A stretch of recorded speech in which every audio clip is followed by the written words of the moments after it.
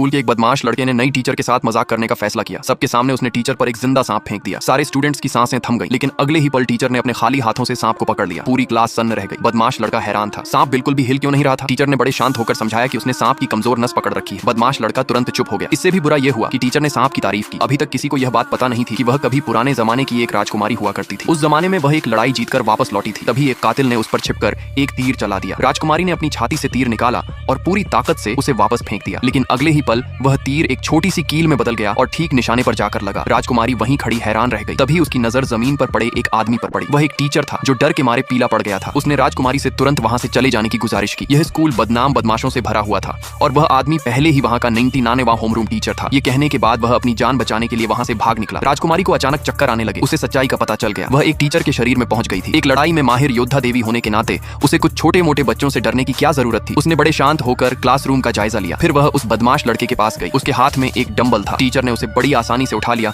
और उसका मजाक उड़ाते हुए कहा, यह तो बिल्कुल भी भारी नहीं है। उसने उसे बड़े आराम से वापस फेंक दिया। बदमाश लड़का पूरी तरह से हक्का बक्का रह गया। इसके बाद वह एक लड़की के पास रुकी जो मेकअप कर रही थी। उसने लड़की से आईब्रो पेंसिल छीन ली और उससे अपनी आईब्रो बनाने लगी। बस कुछ ही स्ट्रोक्स के बाद उसकी आईब्रो एकदम सही कमान जैसी बन गई। पूरी क्लास में उत्सुकता जग उठी। वह ब्लैक बोर्ड की तरफ मुड़ी। उसने बड़े साफ अक्षरों में अपना नाम लिखा और जोर से ऐलान किया कि अब वही उनकी नई होम रूम टीचर होगी। बदमाश लड़का हंसते हुए खड़ा हो गया। उसने कहा, यहाँ कोई भी टीचर 3 दिन से ज्यादा टिक नहीं पाता। फिर उसने डेस्क पर जोर से एक छड़ी पटकी और कहा, अगर तुम आज यहाँ से नहीं गई तो तुम्हारा भी यही हाल होगा। सारे स्टूडेंट्स उसका हौसला बढ़ाने लगे। टीचर ने जोर से अपनी हथेली मेज पर पटकी और ऐलान किया, ऐसा कोई भी स्टूडेंट नहीं है जिसे मैं काबू में न कर सकूं। उसने उसी समय एक शर्त रखी, अगर वह 3 दिन तक बिना किसी चोट के यहाँ टिक गई तो सबको उसकी बात माननी पड़ेगी, लेकिन अगर वह हार गई तो वह तुरंत यहाँ से चली जाएगी। पूरी क्लास तुरंत मान जाती है और यहीं से पहला सीन शुरू होता है। उसे न सिर्फ सांपों से डर नहीं लगता, बल्कि वह उनके साथ बड़े आराम से खेलती भी है। वह तो एक सांप को एक लड़की की तरफ उछाल भी देती है। लड़की डर के मारे चीख पड़ती है और रोते हुए कहती है कि उसे सांपों से बहुत डर लगता है। टीचर हैरान होकर पूछती है, रुको, क्या तुम सबको सांपों से डर लगता है? उसका लहजा तुरंत बदल जाता है और वह सीधे उस बदमाशी करने वाली लड़की की तरफ इशारा करती है, तुम्हें पता था कि इन्हें डर लगता है, फिर भी तुम स्कूल में सांप ले आई? वह लड़की गुस्से में सिर हिलाती है और उस बदमाशी करने वाली लड़की पर बरस पड़ती है। पूरी क्लास आपस में बहस करने लगती है। ये सारा हंगामा देखकर टीचर ताना मारती है। पूरी क्लास अंदर चली जाती है। ये बच्चे आपस में बहुत ज्यादा भटे हुए हैं।